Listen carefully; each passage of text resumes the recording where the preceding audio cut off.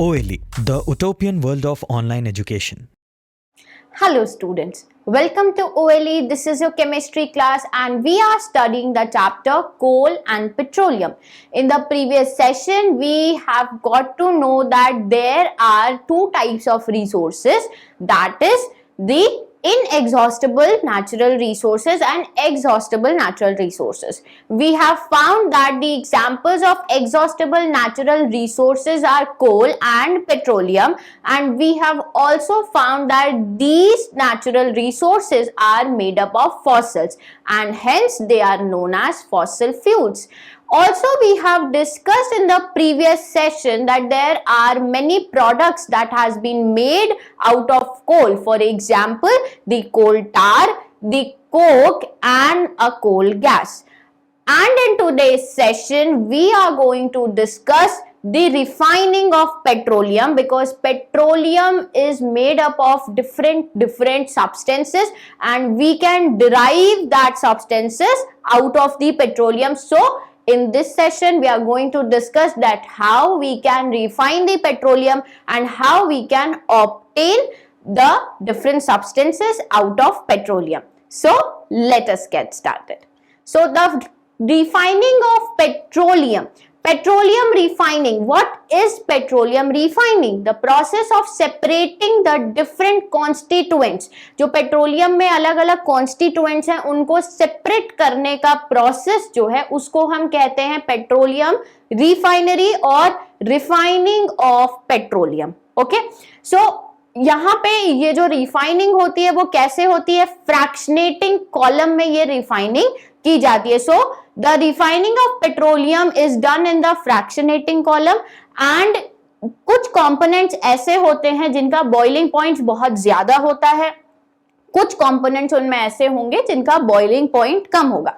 जिनका boiling point कम होगा वो जल्दी boil हो जाएंगे and hence they will transform from the liquid state to the gaseous state and it will collect in the upper part of the fractionating column, whereas जिनका boiling point ज्यादा होगा वो देर में boil होंगे और इस तरीके से वो कहां पे मिलेंगे? at the lower part और at the bottom of the fractionating column. So ये fractionating column कैसा होता है और हम ये petroleum refining कैसे करते हैं? We will study this in detail. So here, as you can see, in the process of petroleum refining, what we have done, we have passed the crude oil to the heated furnace. और जैसे ही ये crude oil जो है heated furnace से जाता है तो हमारे जो पेट्रोलियम के अलग अलग कंपोनेंट्स है, अलग अलग फ्रैक्शंस है, वो depending upon their boiling point. ये क्या होता है? ये जो सेपरेशन होता है वो किस पे डिपेंडेंट होता है? This separation is dependent upon the boiling point. ठीक है, जो जितना जल्दी बॉईल हो जाएगा उतना जल्दी सेपरेट हो जाएगा. अब जैसे सबसे पहले जो चीजें सेपरेट होती है that is butane and propane. ठीक है, ब्यूटेन एंड प्रोपेन भी पेट्रोलियम से निकलता है. वो कौन से कितने बॉइलिंग पॉइंट पे निकलता है? 20 डिग्री सेल्सियस पे. तो जैसे ही इस हीटेड फर्नेस का टेम्परेचर 20 डिग्री सेल्सियस होगा, सबसे पहले क्या अलग हो जाएगा? ब्यूटेन और प्रोपेन. क्यों? क्योंकि वो 20 डिग्री सेल्सियस पे जो है बॉईल होना शुरू हो जाता है and it will change from the liquid state to the gaseous one. फिर जैसे ही और टेम्परेचर बढ़ा, क्या अलग हुआ? हमारा पेट्रोल. पेट्रोल कितने टेम्परेचर पे अलग हुआ? 150 डिग्री सेल्सियस पे. जैसे ही हमारा टेम्परेचर बढ़ा, पेट्रोल बॉईल होकर 150 डिग्री सेल्सियस का टेम्परेचर जैसे ही पेट्रोल पे आ गया, पेट्रोल में अटेन हो गया, वैसे ही वो बॉईल होकर जो है ऊपर की तरफ चला गया. नेक्स्ट, फिर कुछ देर बाद और थोड़ा टेम्परेचर बढ़ा. जब टेम्परेचर हमारा 200 डिग्री सेल्सियस पे पहुंचा तो हमारा केरोसिन जो है वो सेपरेट हो गया. टेम्परेचर थोड़ा और बढ़ा तो उसके बाद क्या सेपरेट हुआ? डीजल. कौन कितने टेम्परेचर पे सेपरेट हुआ? 300 डिग्री सेल्सियस पे सेपरेट हुआ हमारा डीजल. एंड जब टेम्परेचर और ज्यादा ऊपर बढ़ा तो 370 डिग्री सेल्सियस पे सेपरेट हुआ फ्यूल ऑयल. सबसे ज्यादा टेम्परेचर देखिए 400 डिग्री सेल्सियस में। नीचे क्या है, lubricating oil, paraffin wax and asphalt. ये तीन चीजें जो हैं इनका बॉइलिंग पॉइंट सबसे ज्यादा हाई है। तो हमें क्या समझ में आया, पहली चीज ये जो पेट्रोलियम रिफाइनिंग होती है वो किस पे बेस्ड होती है, बॉइलिंग पॉइंट पे बेस्ड होती है। जिसका बॉइलिंग पॉइंट जितना कम होगा वो उतना ऊपर। सबसे कम बॉइलिंग पॉइंट किसका है, ब्यूटेन और प्रोपेन का, दैट इज 20 डिग्री सेल्सियस। तो सबसे ऊपर हमें क्या मिलता है, ब्यूटेन प्रोपेन मिलता है। फिर 150 डिग्री सेल्सियस पेट्रोल, तो पेट्रोल उससे नीचे, केरोसिन उससे भी नीचे, डीजल उससे नीचे, फ्यूल और नीचे, और सबसे नीचे एट 400 डिग्री सेल्सियस जो हमें मिलता है that is lubricating oil, paraffin wax and asphalt. As you can see here in the given diagram कि यहाँ पे जो है जैसे जैसे हमारा बॉइलिंग पॉइंट बढ़ता जाता है वैसे वैसे जो है हमारे जो कॉन्स्टिट्यूएंट्स होते हैं पेट्रोलियम के वो अलग होने लग जाते हैं। Okay, now the next point is the various constituents of petroleum and there uses. अब हमने पेट्रोलियम से सारे कॉन्स्टिट्यूएंट्स तो निकाल लिए, अब जो वो कॉन्स्टिट्यूएंट्स हमने निकाल लिए उसके यूजेस क्या हैं। तो सबसे पहले जो है हमें लिक्विफाइड पेट्रोलियम गैस मिली, ठीक है, एक पेट्रोलियम गैस जो लिक्विफाइड फॉर्म में। तो इसका इस्तेमाल कहाँ होता है, we use this as a fuel for home. जो हमारे एलपीजी सिलेंडर्स होते हैं उसमें हम इस लिक्विफाइड पेट्रोलियम गैस का जो है इस्तेमाल करते हैं, ठीक है, और हम घरों में भी करते हैं, हम इंडस्ट्रीज में भी करते हैं।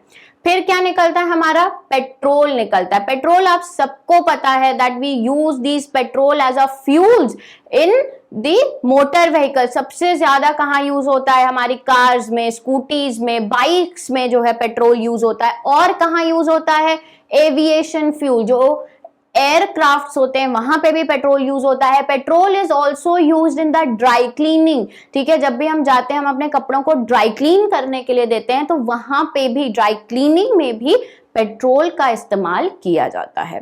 Next is kerosene. अगर हम केरोसिन की बात करें, केरोसिन कहाँ कहाँ इस्तेमाल करते हैं, so kerosene is used in the fuel for stoves. बहुत सारे ऐसे केरोसिन स्टोव्स आते हैं जहां पे हम केरोसिन ऑयल डालते हैं तभी वो जलते हैं और तभी जो है हमारा खाना बनता है। So kerosene is used as fuel in the kerosene stove. It is used in lamps also and it is used in jet aircrafts also. Diesel is also used in motor vehicles. Cars में जो है diesel पड़ता है, जो heavy motor vehicles होती हैं उसमें हम क्या डलवाते हैं, डीजल डलवाते हैं। और इलेक्ट्रिक जनरेटर्स, जब लाइट चली जाती है तो जनरेटर जो होते हैं, जो इलेक्ट्रिसिटी जिससे हमें मिलती है उसमें भी क्या पड़ता है, डीजल ही पड़ता है। Lubricating oil is used for lubrication. कहीं भी मशीनरी पार्ट्स का ल्यूब्रिकेशन करना होता है उसके लिए ल्यूब्रिकेटिंग ऑयल यूज करते हैं।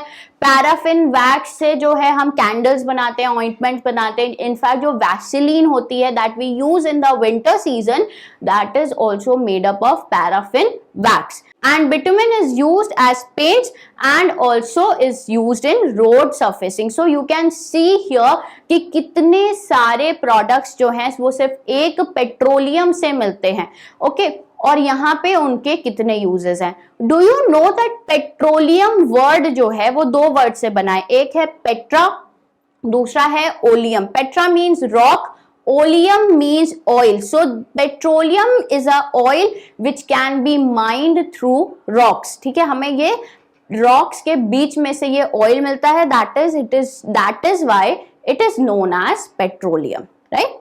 Next is the natural gas. ठीक है, नेचुरल गैस भी जो है एक टाइप का नेचुरल रिसोर्स ही है। नेचुरल गैस नेचुरल रिसोर्स होने के साथ साथ एक फॉसिल फ्यूल भी है and it is stored under high pressure and it is very easy to transport. आपने सीएनजी का नाम सुना होगा, that is compressed natural gas. This is a form of natural gas. बस नेचुरल गैस को हमने कंप्रेस कर दिया है, उसको हम पाइप्स के थ्रू जो है वो हम भेजते हैं। Natural gas is very beneficial to us और सबसे ज्यादा फायदा सिर्फ एक चीज का है, that it is non polluting. जब भी हम नेचुरल गैस को एज अ फ्यूल यूज करते हैं तो ये पॉल्यूशन क्रिएट नहीं करती है। That is the best part of the natural gas and it is also used to manufacture the number of chemicals and fertilizers, right? ये natural gas जो है एक सिग्निफिकेंट फॉसिल फ्यूल है। नेचुरल गैस बहुत ही अच्छा फॉसिल फ्यूल है, क्योंकि fossil fuel की सबसे बड़ी डिसएडवांटेज क्या होती है, that it creates lot of smoke, और जिसकी वजह से बहुत पॉल्यूशन होता है। एनवायरमेंटल पॉल्यूशन में बहुत ज्यादा हेल्प करते हैं fossil fuel, but natural gas एक ऐसा फॉसिल फ्यूल है जो बहुत कन्वीनियंट है यूज करने के लिए, इजी टू ट्रांसपोर्ट है, plus it is non polluting. अगर हम इसको एज अ फ्यूल यूज करेंगे तो पॉल्यूशन क्रिएट नहीं होता है। This is the best part of a natural gas.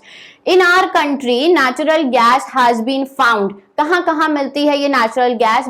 Because it is a fossil fuel, तो जाहिर सी बात है कि ये अर्थ के अंदर ही मिलती होगी। सो बहुत हर जगह नहीं नेचुरल गैस अवेलेबल होती है। देयर आर सर्टेन प्लेसेस जहां पे हमें नेचुरल गैस अवेलेबल हो सकती है। सो इन आवर कंट्री ये कौन कौन सी प्लेसेस हैं? That is Tripura, Rajasthan, Maharashtra and in Krishna Godavari delta. These are some places where we can find the natural gas, right? So the next is compressed natural gas. As I said कि ये जो नेचुरल गैस है उसको हम कंप्रेस्ड फॉर्म में जो है एक जगह से दूसरी जगह पर ट्रांसफर करते हैं। जब भी हम नेचुरल गैस को हाई प्रेशर में एकदम खूब प्रेशर लगा के उसको कंप्रेस करके रखते हैं, तब हम उसे टर्म देते हैं, that is compressed natural gas. Okay, advantage क्या है कंप्रेस्ड नेचुरल गैस का? सबसे पहला एडवांटेज कि पॉल्यूशन नहीं क्रिएट करता, कम से कम पॉल्यूशन क्रिएट करता है, right? More over it can be used directly at Holmes, ठीक है? इट इज लाइक बहुत ज्यादा हजार्डस नहीं है, लाइक पेट्रोल, डीजल, केरोसिन, अगर इनमें आग लग जाए, ठीक है, तो बहुत डिजास्टर्स हो सकते हैं। वेयरएज जो हमारी नेचुरल गैस है उनको हम इजीली घरों में, फैक्ट्रीज में यूज कर सकते हैं, और ये इजी टू ट्रांसपोर्ट भी हैं। वेयरएज पेट्रोल, डीजल में बहुत ज्यादा केयरफुल होना पड़ता है ट्रांसपोर्टेशन के लिए। They are not that much easy to transport as a natural gas is. So natural gas सबसे पहली चीज नॉन पोल्यूटिंग है, हम उसको इजीली घरों में, फैक्ट्रीज में यूज कर सकते हैं, and it is very easy to transport. So the next is its applications. If we talk about the applications, so the CNG is used as the fuel in automobiles. Automobiles मतलब जो कि हमारे vehicles हैं. You must have heard the term CNG cars, CNG autos. So what do you mean by these terms? Generally cars और autos में जो है diesel, petrol हम पहले के टाइम पे यूज करते थे, but nowadays we are using CNG as a fuel. And what is the main point of using the CNG as a fuel? आपसे एक क्वेश्चन पूछा जा सकता है कि ये बताइए कि हम CNG को एज अ फ्यूल क्यों प्रेफर करते हैं जब हम पहले ही पेट्रोल और डीजल यूज कर रहे थे, तो why nowadays we are using CNGs? So the answer is that CNG is a very good fuel, plus it is very less polluting in comparison to diesel or petrol. That is why we always prefer the CNG as fuels. Next is it is used as a starting material for manufacturing many chemicals and fertilizers. CNG जो है वो chemicals और fertilizers बनाने के काम आती है। अगर हम बात करें तो यहाँ पे वडोदरा और दिल्ली के कई एरियाज में जो है CNG की पाइपलाइंस हैं, so that CNG can easily be supplied to different areas. Okay. So next is the limitations of natural resources. We have read about natural resources. We have got to know that there are two types of natural resources, the exhaustible and the inexhaustible. We have seen that exhaustible natural resources generally termed as fossil fuels because they are made by the fossils. Now there are some limitations of natural resources also. What are they?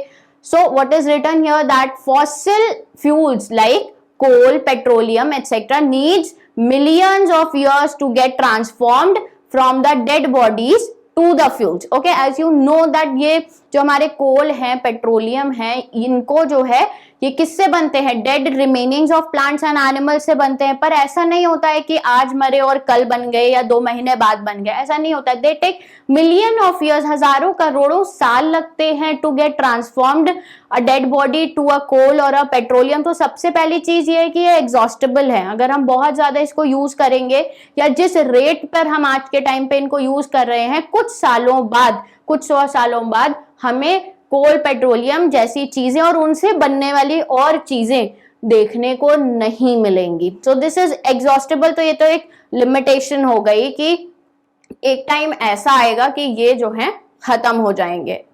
Plus एक और limitation है, क्या है वो, कि they cause too much pollution.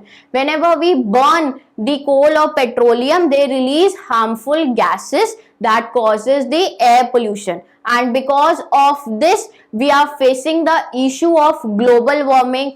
Many of us are facing the respiratory issues also. हमें respiratory diseases होती हैं, air pollution cause हो रहा है, global warming हो रही है। तो fossil fuel के ये सारे limitations हैं और इसीलिए हमें फॉसिल फ्यूल बहुत केयरफुली यूज करना चाहिए। पहली चीज ये, they are very important to us क्योंकि हमारे जनरली फ्यूल्स की तरीके से काम आ रहे हैं, प्लस दे आर एग्जॉस्टेबल। एक टाइम ऐसा आएगा जब ये खत्म हो जाएंगे, plus they cause the pollution also. So these are many reasons that encourage us to use them very wisely. Okay, next is the some preventive measures to save fuels by Petroleum Conservation Research Association. There is a association named as Petroleum Conservation Research Association. ये देखते हुए that petroleum and coal are exhaustible as well as they are causing pollution, they have mentioned some measures.